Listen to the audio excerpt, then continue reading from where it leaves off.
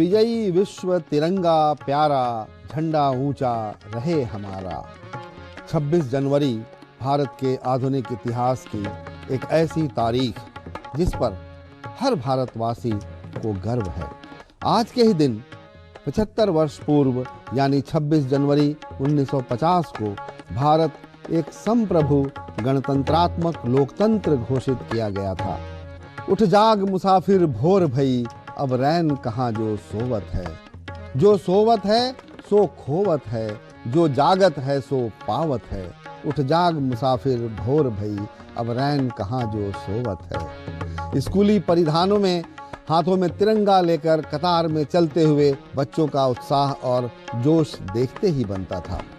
इस अवसर पर जिला मुख्यालय में झंडारोहण जिला अधिकारी श्री कृष्णा करुणेश द्वारा किया गया।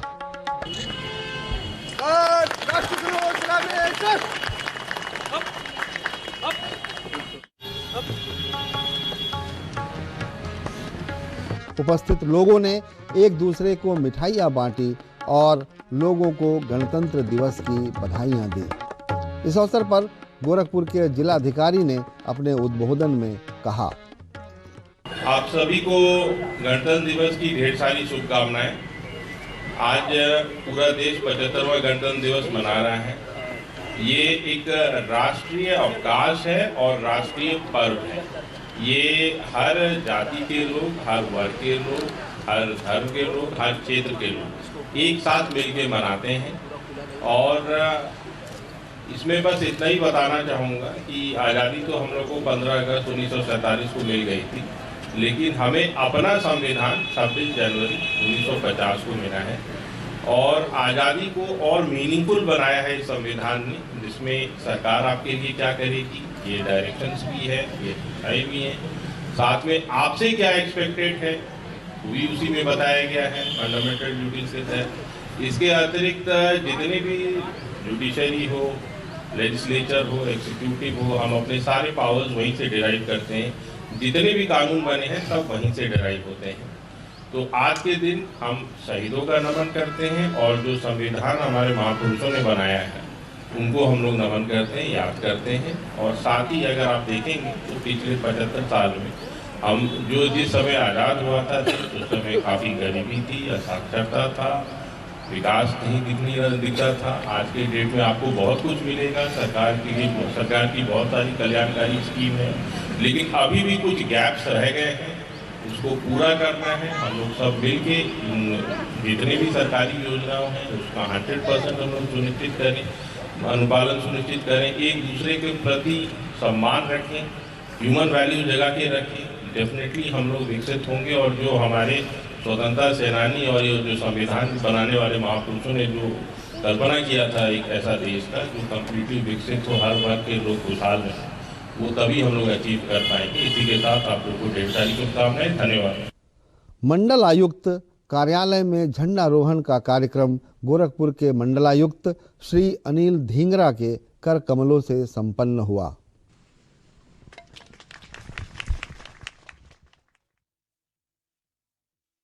हम भारत के लोग भारत को एक संपूर्ण प्रबुद्ध संपन्न समाजवादी पंथ निरपेक्ष लोकतंत्रात्मक गणराज्य बनाने के लिए तथा उसके समस्त नागरिकों को सामाजिक, आर्थिक और राजनीतिक न्याय, विचार, अभिव्यक्ति, विश्वास, धर्म और उपासना की स्वतंत्रता, प्रतिष्ठा और अवसर की समता प्राप्त कराने के लिए तथा उन सब में व्यक्ति की गरिमा और राष्ट्र की एकता और अखंडता सुनिश्चित कराने वाली बंधुता बढ़ाने के लिए दृढ़ संकल्पित होकर अपनी संविधान सभा में ऐसे द्वारा इस संविधान को अंगीकृत, अधिनियमित और आत्मर्पित करते हैं। जय Hind.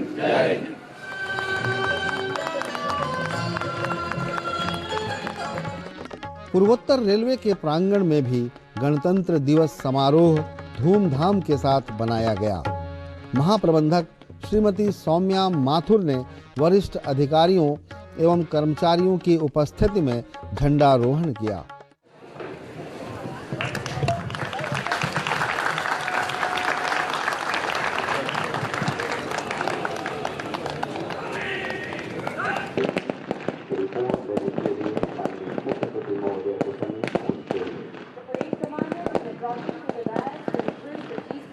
For the inspection of the parade contingents.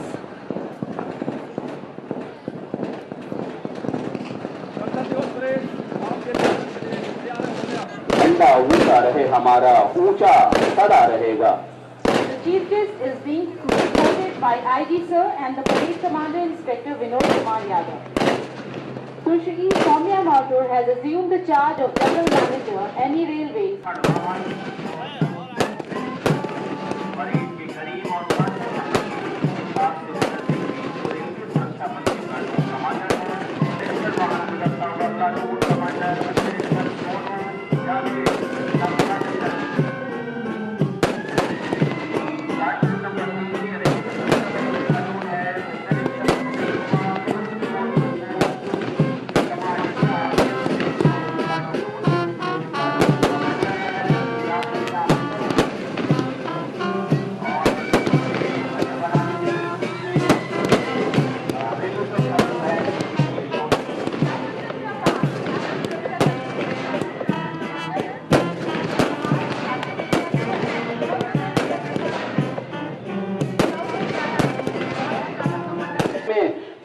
जनवरी से 1950 को एक संपूर्ण प्रभुत्व संपन्न गणराज्य बन गए।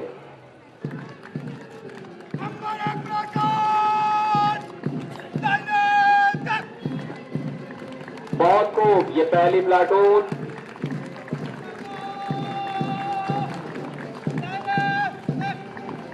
प्लाटून संख्या 2 प्लाटून कमांडर उप निरीक्षक सोनू जांगी।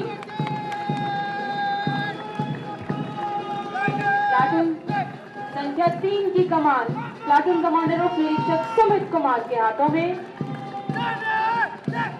रेलवे सुरक्षा बल की प्लाटून संख्या 4 प्लाटून कमांडर उप निरीक्षक राधेश्याम सरोज के हाथों में। ये प्लाटून नंबर 5 जो सफेद ड्रेस नागरिक सुरक्षा संगठन के platoon Anil Kumar platoon commander से Sanjay Singh. Platoon number 6 the पूर्वोत्तर railway Bharat scout guide boys और ठीक इसके पीछे पूर्वोत्तर रेलवे भारत स्काउट गाइड्स की गर्ल्स की platoon Pooja Thapa Aaliya Parveen. Platoon number 8 पूर्वोत्तर रेलवे गर्ल्स इंटर कॉलेज की प्लाटून शिवांगी पांडे और दिया शर्मा। प्लाटून नंबर 9 पूर्वोत्तर रेलवे हायर सेकेंडरी स्कूल की प्लाटून रीना कुमारी और पीयूष शर्मा। और यात्री जो 10वीं प्लाटून है जिसमें बच्चियां आ रही हैं और छोटे बच्चे हैं पूर्वोत्तर रेलवे सीनियर सेकेंडरी स्कूल की प्लाटून हिमांशु आर्यन और जो बोर्ड बेयर है आदेश शाह।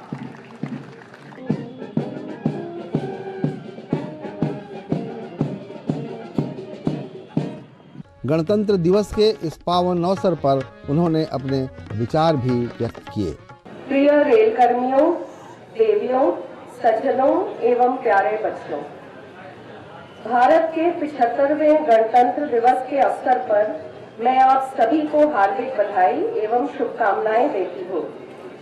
आज का दिन हम सभी को अपने संविधान के प्रति निष्ठा व्यक्त करने की प्रेरणा देता है। इस राष्ट्रीय पर्व पर मैं सीमा पर तैनात सेना एवं सुरक्षा बल के जवानों के पराक्रम एवं कर्तव्य निष्ठा की सराहना करती हूँ, जो विषम परिस्थितियों में भी देश की एकता एवं अखंडता को बनाए रखने में अपना अतुलनीय योगदान दे रहे हैं। अब मैं माननीय महाप्रबंधक महोदय के साथ अनुरोध करूंगा कि तिरंगे गुब्बारों को उन्मुक्त हवा में बिखेरने की कृपा करेंगी। पुलिस लाइन गोरखपुर में झंडारोहण किया।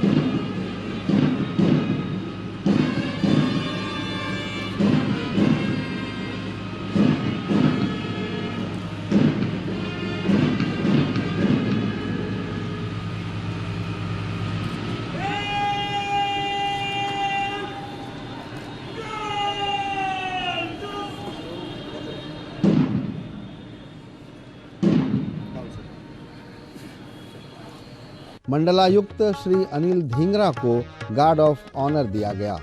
तत्पश्चात उन्होंने एक भव्य परेड की सलामी ली।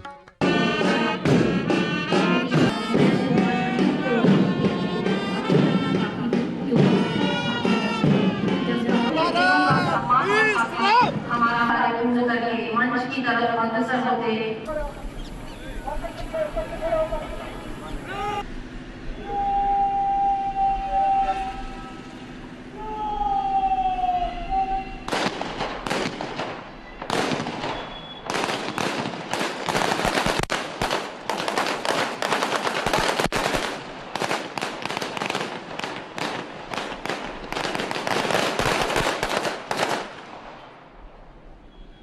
उपस्थित पुलिसकर्मियों एवं गणमान्य अतिथियों को संबोधित करते हुए मंडलायुक्त ने कहा, आज़ादी के इस अमृत महोत्सव में मैं संविधान सभा के उन सदस्यों को हृदय से नमन करता हूं, जिन्होंने हमारे प्रजातंत्र को मजबूत करने के लिए आज विश्व का सबसे सर्वश्रेष्ठ संविधान हमको दिया है।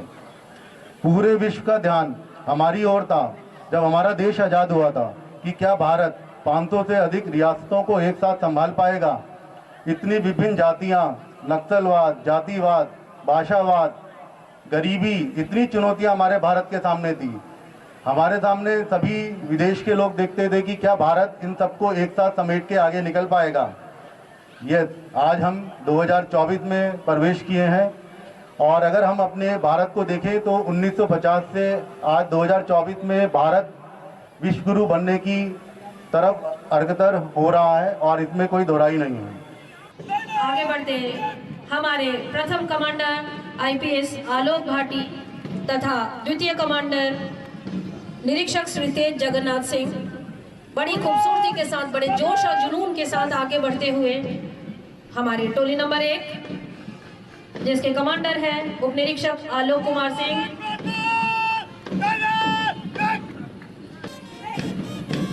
अरुण कुमार वर्मा, बहुत बढ़िया। टोली नंबर 3 बड़ी खूबसूरती के साथ, बड़े सधे कदमों से एक ही ताल और लय में आगे बढ़ते।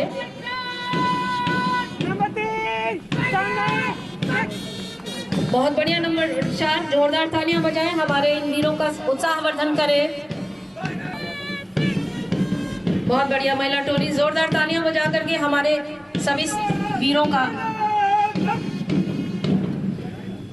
गोरखपुर की यातायात को मुस्तैदी से संभाले यातायात टीम। हमारे होमगार्ड की टोली बीओ दीपक विश्वकर्मा, हमारे एनसीसी कैडेट्स आस्था गौड़ और हमारे सिविल डिफेंस जो हर वक्त, हर समय, हर मुसीबत में, खुशी में सबका साथ देने वाले हमारे ये सिविल डिफेंस की टोली। कमांडर है पंकज गौड़ और हमारे दंगा नियंत्रण की टोली आधुनिक साज सज्जा, आधुनिक उपकरणों के साथ लैस, अपराधियों और अपराध को नकेल कसने के लिए तैयार। हमारे ये हॉक दस्ता सेक्टर अपराधियों पर काबू पाने के लिए सटीक साक्ष्य संकलन हेतु हमारे पुलिस बल द्वारा स्वान टीम का प्रयोग किया जाता है। हमारा कमांडो दस्ता आधुनिक साज सज्जा उपकरणों से लैस, हमारा ये कमांडो दस्ता बहुत ही खूबसूरती के साथ इस परेड की शोभा को बढ़ाते हुए हमारा ऑल इन वन 112 सबसे कम समय में घटनास्थल पर पहुंचकर अपराधियों पर नकेल कसने हेतु, तो स्थिति पर काबू पाने हेतु, तो किसी भी बड़ी घटना को होने से रोकने के लिए बड़ी ही तत्परता के साथ हमारी 112 पुलिस टीम बड़ी ही खूबसूरती के साथ, बड़ी ही भव्यता के साथ आगे बढ़ती है। टोलियां बड़ी ही आकर्षक तरीके से आगे बढ़ती है। इतनी बड़ी और भव्य परेड, इतनी बड़ी परेड है, परंतु हमारे जवानों के चाल में, हमारे जवानों के तारतम्यता में कहीं भी एक चूक नहीं हुई है। उसी धुन में आगे बढ़ते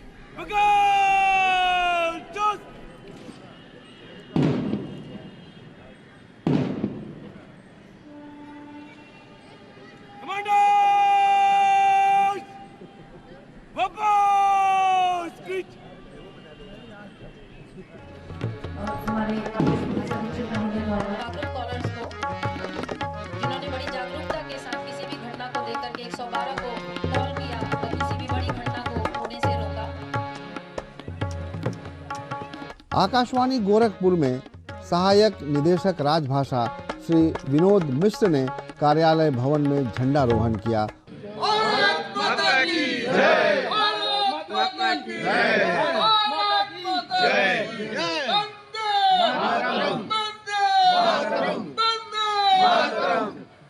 दूरदर्शन केंद्र के अभियांत्रिकी प्रमुख श्री ओपी त्रिपाठी ने कार्यालय प्रांगण में राष्ट्र ध्वज फहराया।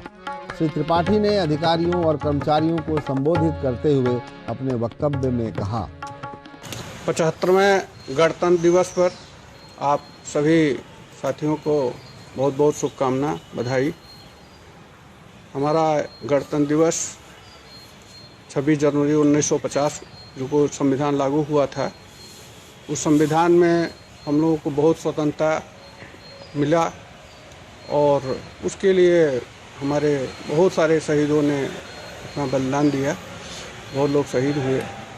और ये गणतंत्र दिवस बार बार हम लोगों को याद दिलाता है कि हम लोग अपने कर्तव्य पर लगे रहें, वो चाहे वो देश के प्रति हो, चाहे ऑफिस के प्रति हो, चाहे परिवार के प्रति हो। हम लोगों को अपना कर्तव्य निष्ठ होना चाहिए। और सबसे बड़ी बात है कि हम लोगों को अपना जो जहाँ पर जो कार्य कर रहा है उसको श्रेष्ठ तरीके से करें, मन लगा करके करें। शहर के विभिन्न स्कूल कॉलेजों में भी पूरे जोश और सम्मान के साथ राष्ट्र ध्वज फहराया गया और सांस्कृतिक कार्यक्रमों का आयोजन किया गया।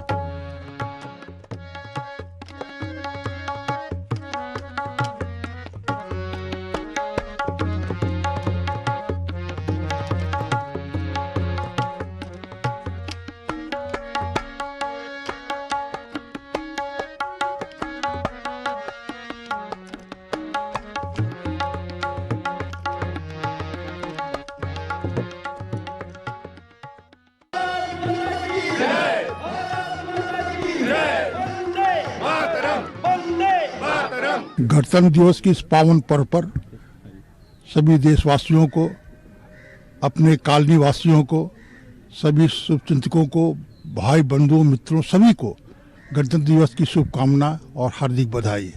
आइए हम सभी गणतंत्र की भावनाओं को, अपने राष्ट्र की एकता और अखंडता को संजोने के लिए कृत संकल्प हो जाएं।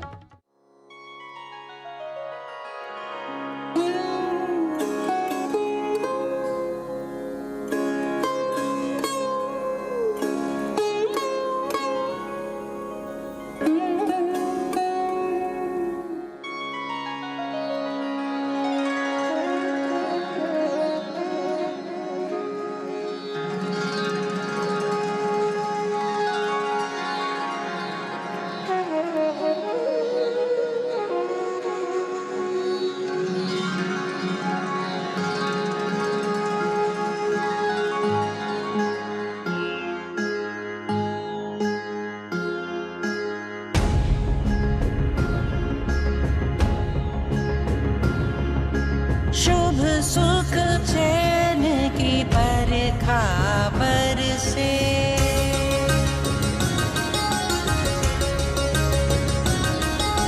शुभ सुख चैन की बरखा बरसे। भारत भाग है जागा, पंजाब सिंध गुजरात मराठा द्राविड़ उत्कल बंगा। चंचल सागर विंध्य हिमालय नीला यमुना गंगा। तेरे नित गुण गाए, तुझसे जीवन पाए। हर तन पाए आशा, हर तन पाए आशा। सूरज बनकर जग पर चमके, भारत नाम सुहागा। भारत नाम सुभागा। जय हो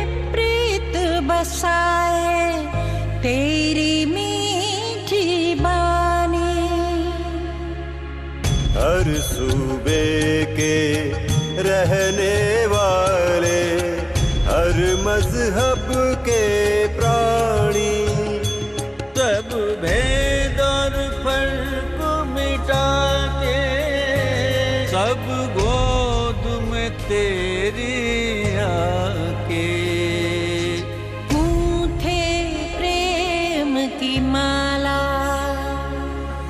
गूंथे प्रेम की माला। सूरज बनकर जग पर चमके भारत नाम सुभागा, भारत नाम सुभागा। जय हो, जय हो, जय हो, जय जय जय जय हो।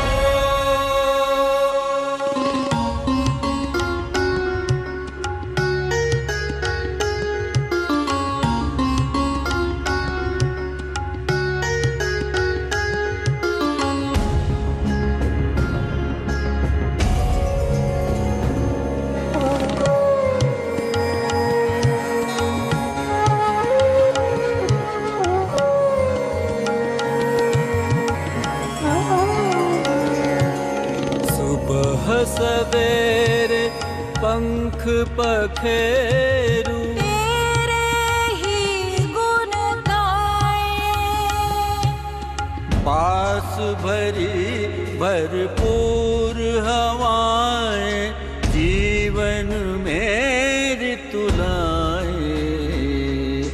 सब मिलकर हिंद पुकारे, जय आजाद हिंद के नारे, प्यारा देश हमारा, प्यारा देश हमारा। सूरज बनकर जग पर चमके भारत नाम सुभागा, भारत नाम सुभागा। जय हो, जय हो, जय हो,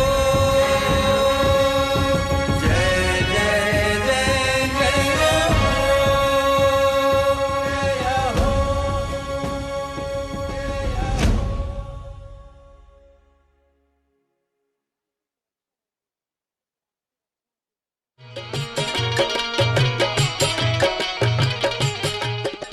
जय जय सीताराम।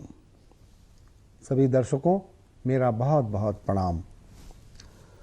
दर्शकों, अगर राम कथा को आप श्रवण करें तो श्रद्धा भाव से आप उसे श्रवण करते हैं, लेकिन कई विश्लेषक राम को आलोचनात्मक दृष्टि से भी अध्ययन करते हैं। उनकी आलोचनाओं में राम की बुराई नहीं, बल्कि राम की जो विभिन्न क्रियाएं हैं, जो कार्य हैं, जो लीलाएं हैं, उनके उन पक्षों को विश्लेषित करने का प्रयास होता है जिसमें बहुत सारे ऐसे कार्य करने पड़ते हैं जिन्हें राम अपने हृदय को कठोर करके पूर्ण करते हैं। राम जिस प्रकार से बहुत सारे ऐसे कार्य किए हैं जिनमें ऐसा लगता है कि राम को ये नहीं करना था, राम को ये करना था, ऐसा हर विश्लेषक अपनी अपनी दृष्टि से सोचने का प्रयास करते हैं। परंतु राम एक बृहद रूप में आदर्श स्थापित करते हैं। राम किसी छोटे छोटे लक्ष्य की ओर नहीं चल रहे हैं, वो पूरे विश्व में शांति और सुस्थापना की स्थापना का लक्ष्य लेकर चलते हैं। ऐसे में बीच के मार्ग में छोटे छोटे मुद्दे आ सकते हैं जिनको तात्कालिक दृष्टि से देखने पर लगता है कि ये गलत होगा, लेकिन नहीं, राम की दृष्टि बहुत विशाल है। राम की दृष्टि में वो लक्ष्य है जिसके माध्यम से संपूर्ण विश्व में शांति और सुव्यवस्था स्थापित हो सकती है।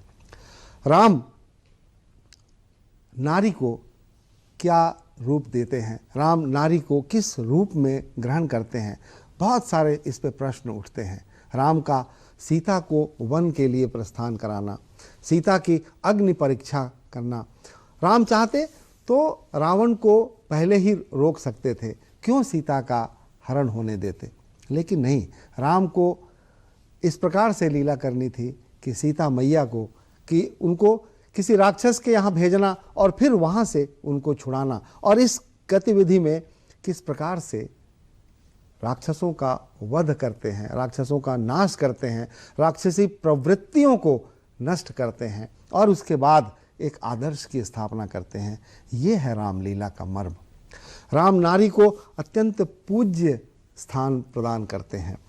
भले ही माता कैकेयी और मंथरा उनके वनगमन का माध्यम बनती है, वनगमन के लिए प्रेरणा बनती हैं, वनगमन के लिए वो बाध्य करती हैं उनको राजा दशरथ के माध्यम से, लेकिन राम कभी भी उन्हें इसके लिए दोष नहीं देते।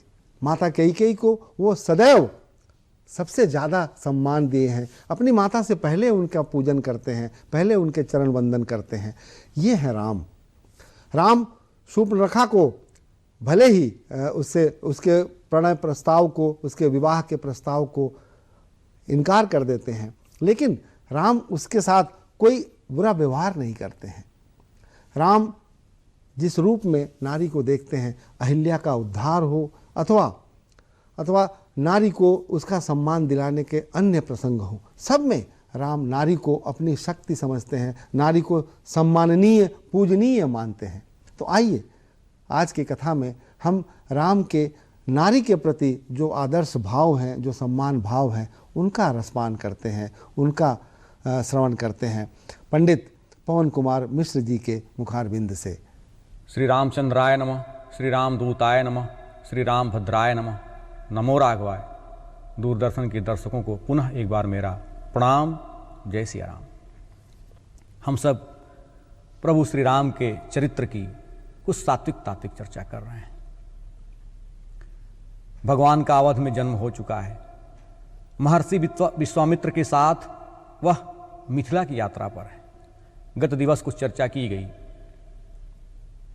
भगवान की मिथिला यात्रा नारी सम्मान की यात्रा है। प्रभु श्री राम ने नारी का जितना सम्मान किया उतना किसी देवता ने नहीं किया। और उनके चरित्र को जन जन तक पहुंचाने वाले पूज्यपाद गोस्वामी तुलसीदास जी महाराज ने मानस में जितना नारी का सम्मान किया उतना अन्यत्र किसी ग्रंथ में नहीं प्राप्त होता।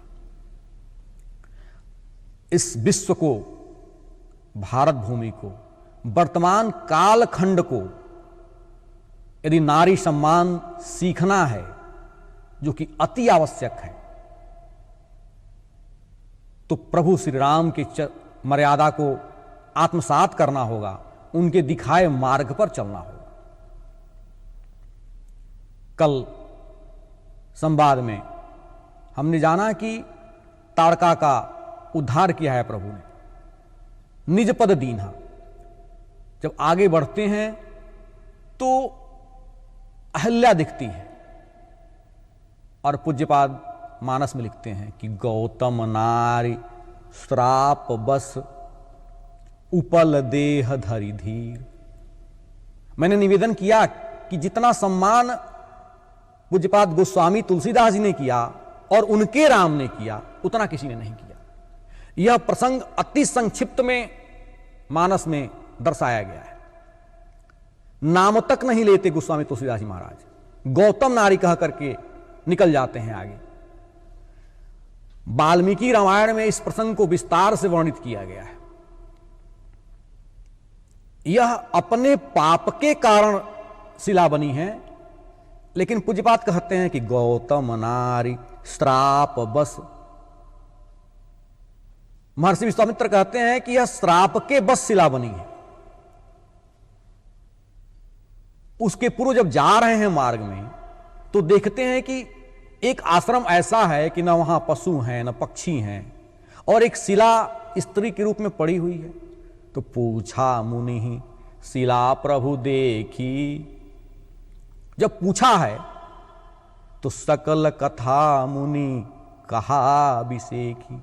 तो विश्वामित्र ने सारी गाथा कही और राम से पूछा महर्षि विश्वामित्र ने कि इसके तरफ कोई नहीं देखता, इसका कृत्य ऐसा है, फिर आप क्यों देखते हैं? तो राम का उत्तर बहुत सुंदर है। यह आपके नेत्र को भिगोने के लिए पर्याप्त है कि जिसके तरफ कोई नहीं देखता गुरुजी, उसके तरफ राम देखता है। यही तो राम है। जहां से सबकी दृष्टि हट जाती है, सब उपेक्षित कर देते हैं, वहां राम की दृष्टि जाती है और उसको राम का ही आसरा होता है। तो कहा है विश्वामित्र जी ने कि गौतम नारी श्राप बस, उपल देह धरि धीर, और चरण कमल रज चाहती, कृपा करहूं रघुबीर। आप कृपा करिए, अपने चरण रज को दे दीजिए। यदि कृपा ही करना है तो हाथों से कृपा क्यों नहीं हो सकती है? पूछा है राम जी ने। प्रश्न है यहां पर कि गुरुदेव, मैं हाथों से स्पर्श कर सकता हूं? नहीं नहीं, इसका पाप ऐसा है, इसका कृत्य ऐसा है कि आपके हाथों में धनुष बाण है और यह धनुष बाण दंड देने के लिए है। जब आप हाथों से कृपा करेंगे तो आप दंड देने लगेंगे, इसलिए आप चरणों से कृपा करिए। पुनः प्रश्न नहीं किया है राम ने। और बाबा छंद लिखते हैं कि परसत पद पावन, शोक न सावन, प्रगट भई तप पुंज सही, देखत रघुनायक जन सुखदायक, सन्मुख होई कर जोरी रही। चरणों का स्पर्श पाया है, अहिल्या प्रकट हुई है। बहुत करुण प्रसंग है यह। और सन्मुख होती है, अहिल्या रोने लगती है। जब अहिल्या रोने लगती हैं तो राम जी भी रोने लगते हैं। बाबा लिखते हैं कि अतिशय बड़ भागी, चरणन लागी, जुगल नयन जलधार बही। जुगल नयन अर्थात अहिल्या के नेत्रों से आंसू आ रहे हैं, राम जी के नेत्रों से आंसू आ रहे हैं, अथवा तो राम जी के नेत्रों से आंसू आ रहे हैं, लक्ष्मण जी के नेत्रों से आंसू आ रहे हैं, अथवा तो इस कृपा को देख करके अहिल्या के नेत्रों से आंसू आ रहे हैं, विश्वामित्र के नेत्रों से आंसू आ रहे हैं। अहिल्या ने पूछा कि प्रभु, क्या अब भी मैं पापी नहीं हूं? कहा है नहीं। सन्मुख होई जीव मोई जबहि, जन्म कोटि अघ नासहि तबहि। मेरा प्रण है कि जब जीव मेरे सन्मुख आ जाता है, एक तो वह आ नहीं पाता, लेकिन जब आ जाता है तो उसके करोड़ों करोड़ों जन्मों के पाप विनष्ट हो जाते हैं केवल मेरे सन्मुख आने से। ऐसा सुंदर कांड जी में भगवान का डिमडिम उद्घोष है। तो अब आपका सारा पाप साप ताप नष्ट हो गया। तो प्रभु आप रो क्यों रहे हैं? इसलिए कि आपका नाम अहल्या है और जो आपके नाम का अंतिम खंड है ल्या, वो मेरी माता कौशल्या से मिलता है। तो आज मुझे अपनी मां का स्मरण हो आया कि जिसके नाम का अंतिम खंड मेरे मां से मिल रहा है, उसके सिर पर मुझे अपना चरण का स्पर्श करना पड़ा, इसलिए मैं रो रहा हूं। भगवान इस यात्रा में जब अयोध्या छोड़ते हैं तो प्रसन्न होकर के चलते हैं। पुरुष सिंह दो वीर, हरसि चले मुनि भय हरन।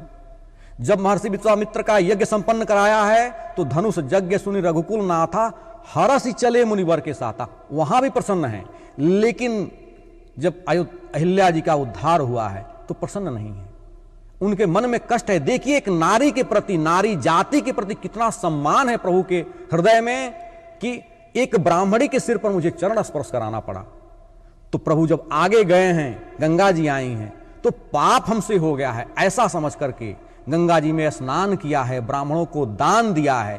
और तब जब वहां से उनकी मिथिला की यात्रा प्रारंभ होती है, फिर पूज्यपाद लिखते हैं कि हरसि चले मुनि वृंद सहाया और बेगी विदेह नगर नियराया। उनके मुखमंडल पर प्रसन्नता तब आती है जब वो गंगा जी में स्नान कर लेते हैं। यही तो राम है। तो यह मिथिला की यात्रा नारी सम्मान की यात्रा है। मिथिला पहुंचे हैं और विश्राम किया है, सुंदर सदन दिया गया है। जिसमें सीता जी निवास करती हैं, जनक जी उसमें महर्षि विश्वामित्र को, राम को, लखन को निवास देते हैं। दूसरे दिन कथा आती है कि दोनों भाई पुष्प वाटिका में जाते हैं, गुरु जी को पूजा करनी है,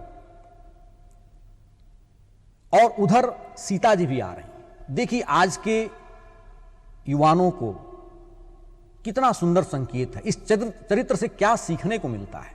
अपने मन से नहीं जा रहे हैं, गुरु जी की आज्ञा मिली है, समय जानी गुरु आय सुपाई, तो यहां गुरु जी की आज्ञा है, गुरु पिता के रूप में है, और वहां सीता जी को मां आज्ञा दे रही है।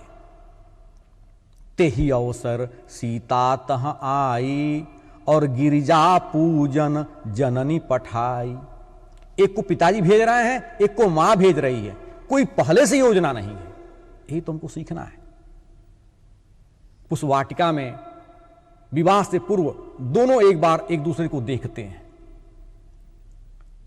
राम का यह प्रण है कि संसार की किसी नारी पर मेरी दृष्टि नहीं जाएगी। लक्ष्मण से वो कहते हैं कि मोहि अतिशय प्रतीति मन केरी, और जेहि सपने हूं पर नारी न हेरी। सपने में भी मैंने किसी पराई नारी पर दृष्टि नहीं डाली है, कुदृष्टि तो छोड़ दीजिए। यही तो राम है। ऐसा चरित्र किसी देवता का नहीं। इसीलिए तो हमारे हृदयाकाश पर वह राज कर रहे हैं, जन जन के मन में राज कर रहे हैं।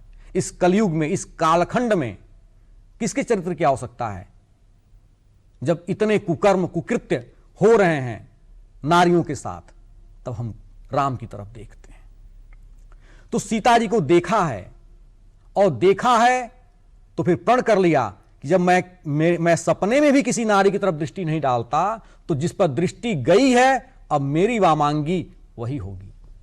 धनुष यज्ञ तो बस एक निमित्त मात्र है, एक कारण मात्र है।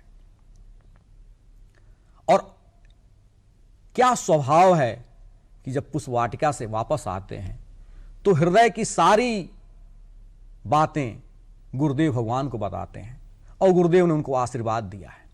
सुफल मनोरथ होहु तुम्हारे, राम लखन सुनी भय सुखारे। तुम्हारा मनोरथ पूर्ण हो, जिसको देखा है अब दूसरे को नहीं देखना है। हम सब के लिए यह सीख है कि हम अपने पुत्रों के विवाह में कितनी कन्याओं को देख करके छोड़ते जाते हैं, यह सोचते नहीं कि उसके जीवन पर क्या प्रभाव पड़ने वाला है। यही तो राम हमको सिखा रहे हैं कि वरण बार बार नहीं होता है, वरण एक बार होता है। एक बार वरण हो गया तो विवाह उससे होना चाहिए। धनुष यज्ञ हो रहा है, यह धनुष भगवान शिव का है, और विवाह होना है उसके पहले धनुष भंग होना है। धनुष अहंकार का प्रतीक है, भगवान शिव अहंकार के प्रतीक हैं। मानस में आया कि अहंकार शिव बुद्धि अज मन शशि चित्त महान। भगवान शिव अहंकार के प्रतीक हैं, और यह अहंकार का धनुष है। और दाम्पत्य विवाह अर्थात दाम्पत्य होना, तो पति पत्नी के बीच अहंकार नहीं होना चाहिए। विवाह से पूर्व दोनों का अहंकार भंग होना चाहिए। इस धनुष भंग का, धनुष यज्ञ का यह संकेत है। तो अहंकार का धनुष भगवान तोड़ते हैं। अहंकार का धनुष टूटा है। परशुराम जी आए हैं बीच में, परशुराम आते हैं, और वहां परशुराम जी की भूमिका को भगवान राम समाप्त करते हैं कि अब इस धराधाम पर आपकी कोई आवश्यकता नहीं है। विवाह के लिए ऐसा विवाह तो इस त्रिभुवन में किसी का नहीं हुआ। इतने अवतार हुए ईश्वर के, 10 तो मुख्य अवतार कहे जाते हैं, 9 अवतार हो चुके हैं, आप जानते हैं। मीन कमठ सूकर नरहरि, वामन परशुराम बपुधरी। पहला अवतार मीन का हुआ, मछली का विवाह नहीं हो। मछली का कौन सा विवाह?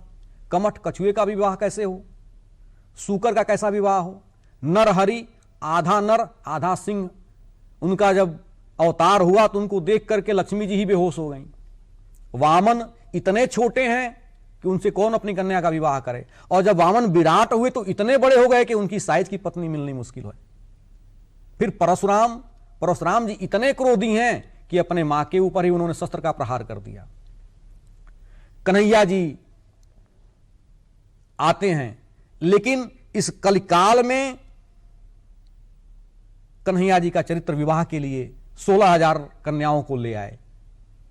उन्होंने जो ब्रज में लीलाएं की, हम उसका अनुसरण नहीं कर सकते, अनुकरण नहीं कर सकते,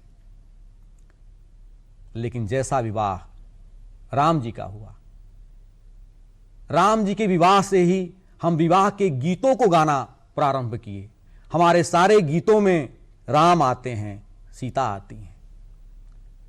मिथिला से सारी विधियां प्रारंभ हुई। आप देखें तो पाएंगे जितनी हमारे इस पूर्वांचल में, अवध में, जितनी हमारी महिलाएं, हमारी माताएं विवाह के गीत गाती हैं, उसमें राम आते हैं, सीता आती हैं, उनका नाम आता है।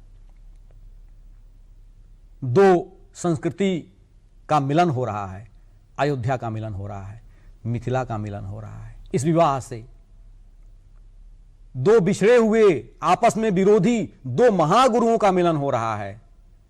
वशिष्ठ का मिलन हो रहा है, विश्वामित्र का मिलन हो रहा है, परशुराम का मिलन हो रहा है, राम का मिलन हो रहा है। भगवान राम भगवान हैं और सीता जी भक्ति हैं, तो भगवान का मिलन हो रहा है और भक्ति का मिलन हो रहा है। इस विवाह की यह विलक्षणता है। समधि बन रहे हैं दशरथ और जनक।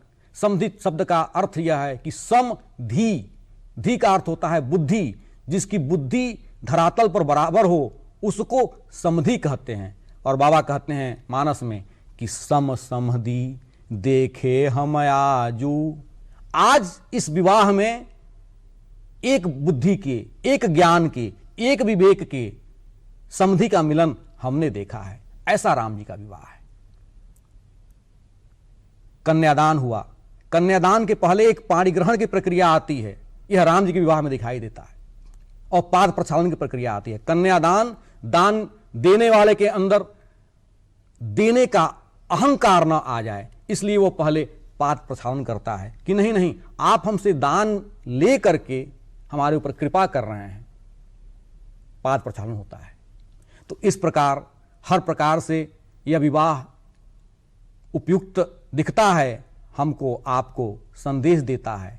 और कितनी मर्यादा है इस विवाह में, आप देखिए। हमारे जैसे सबको, युवाओं को इससे सीख लेना चाहिए, इस विवाह से। तो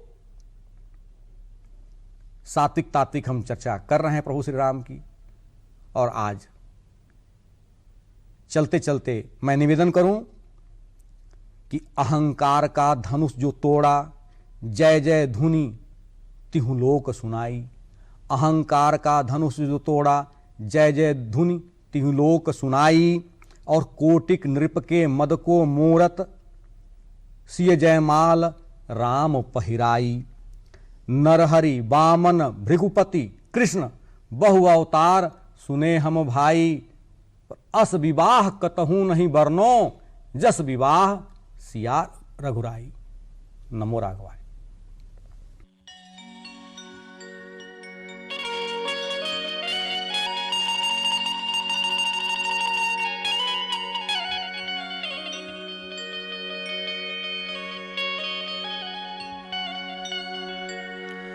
और धनी बानी धनी बानी धनी बानी रउआ धनी बानी।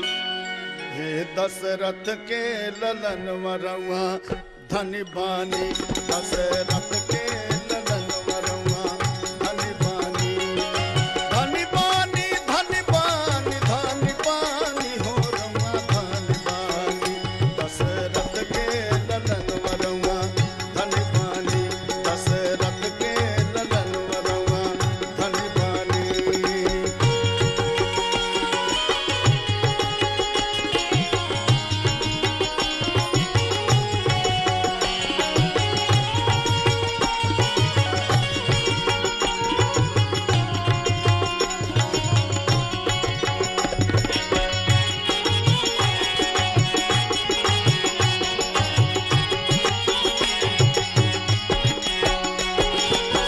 बक्सर जाई ताड़ुका के मरेली।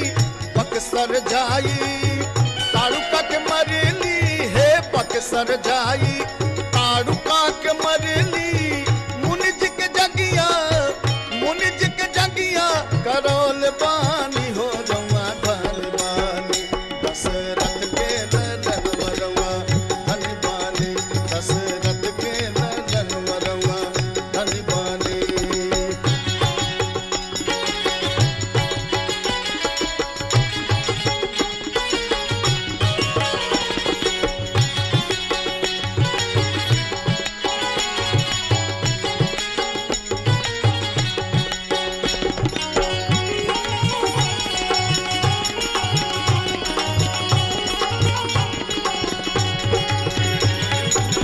जाई जनकपुर में धनुहक तुरली जाई जनकपुर में जाई जनकपुर जाई जनकपुर में धनुहा के तुरली जाई जनकपुर में धनुहा के तुरली जनक जी के प्रण के बचौल बानी हो रवा धन बानी दशरथ के नंदन वरवा धन बानी दशरथ के नंदन वरवा धन बानी।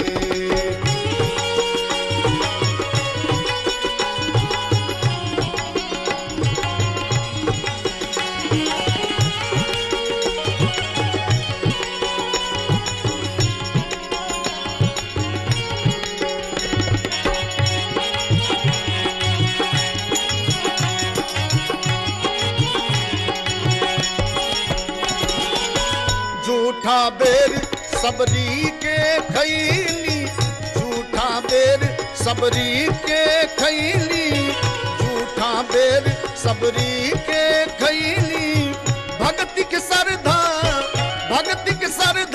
बढ़ल बानी हो रवा धन बानी दशरथ के नंदन वरवा धन बानी दशरथ के नंदन वरवा धन बानी। धन बानी धन बानी धन बानी हो रवा धन बानी दशरथ के नंदन वरवा धन बानी दशरथ के नंदन वरवा धन बानी दशरथ के नंदन वरवा धन बानी दशरथ के नंदन वरवा धन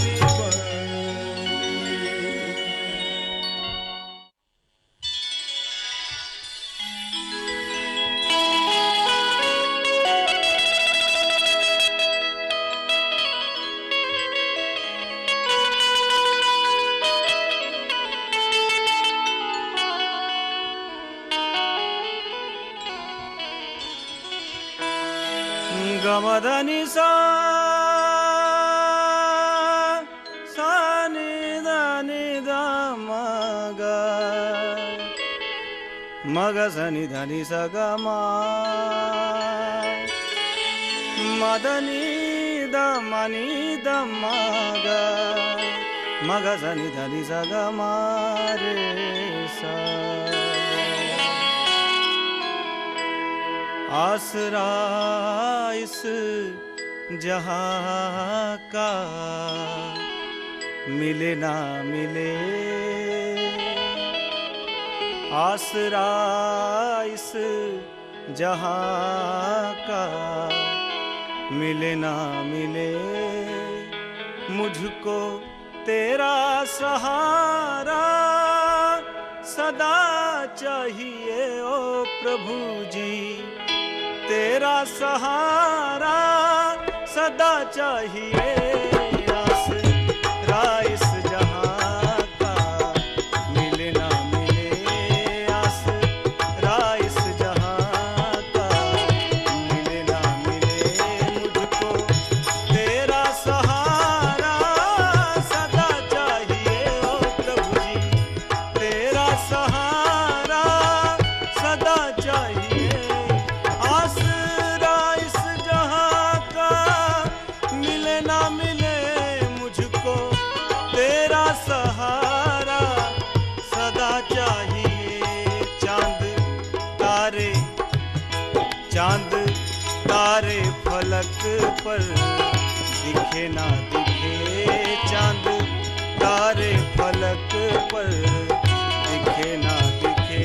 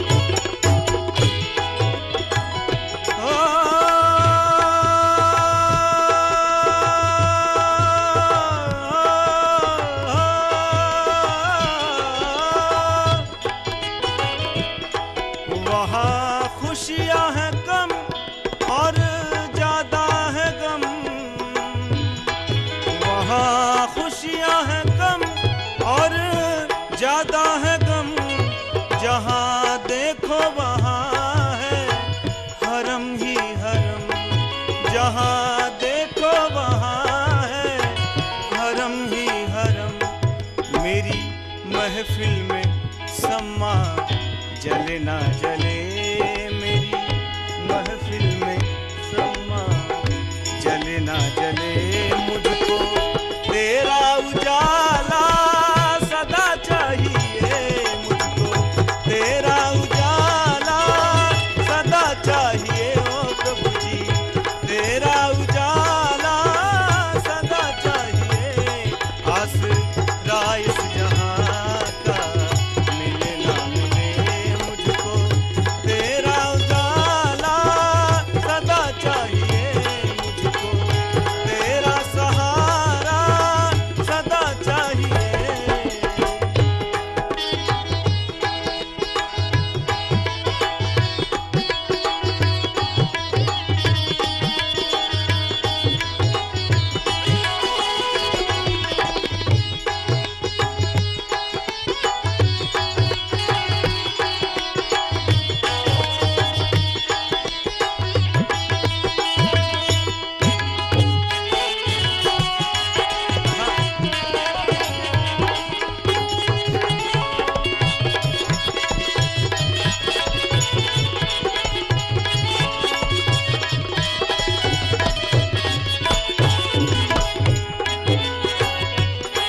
कभी बैराग है,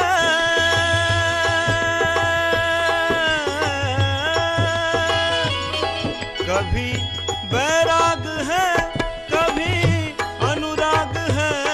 कभी बैराग है, कभी अनुराग है। यहाँ बदले हैं माली वही बाग है, यहाँ बदले हैं माली वही बाग है। मेरी चाहत की दुनिया बसे ना बसे, मेरी चाहत की दुनिया बसे ना बसे। मेरे दिल में बसेरा तेरा चाहिए, मेरे दिल में बसेरा सदा चाहिए।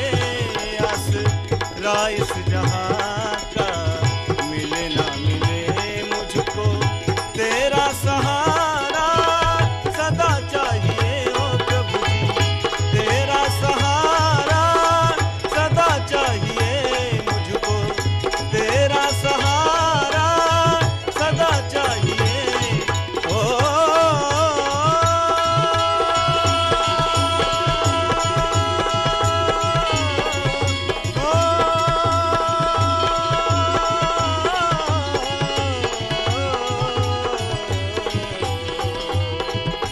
मुझको तेरा सहारा सदा चाहिए, मुझको तेरा सहारा सदा चाहिए।